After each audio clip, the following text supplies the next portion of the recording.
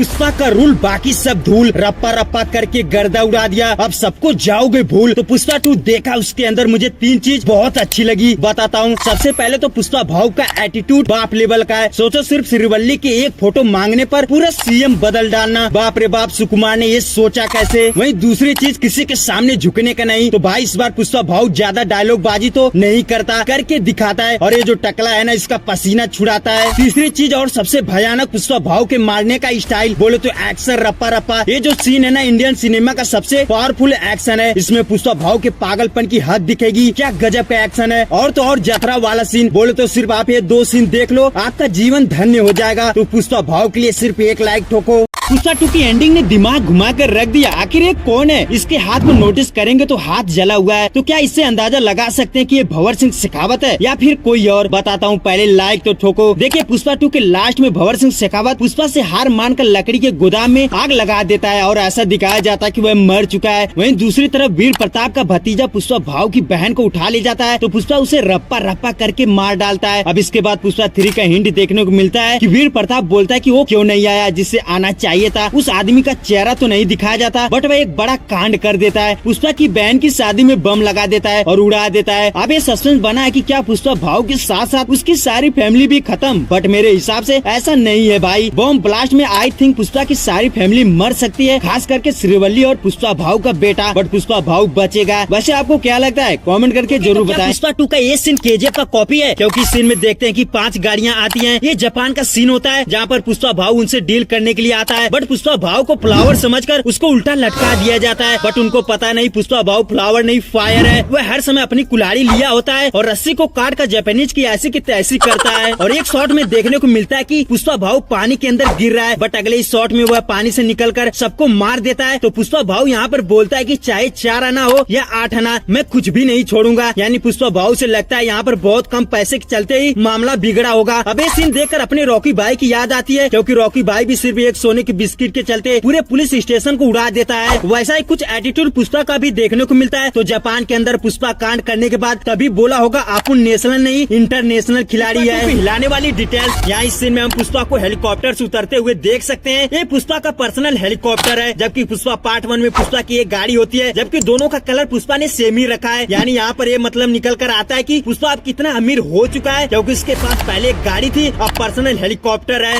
Okay, इस scene में देखते हैं कि यहाँ पर किसी की चिता जल रही है, जिससे ये समझ में आता है कि यहाँ पर कोई तो खास मरा है जिसके लिए इतनी भीड़ है। अब बहुत से लोगों ने बोला कि यहाँ पर श्रीवल्ली का काम तमाम होने वाला है, बट आपके भाई ने नोटिस किया कि इस शॉट में कहीं भी पुष्पा भाव नजर नहीं आता और न ही पुष्पा भाव का कोई करीबी। तो जरा ध्यान से देखने से पता चलता है कि ये एमपी भूमि रेड्डी होता है और उसका ही कोई करीबी मरा होगा, क्योंकि यहाँ पर बहुत सारे पॉलिटिशियन को भी नोटिस कर सकते हैं।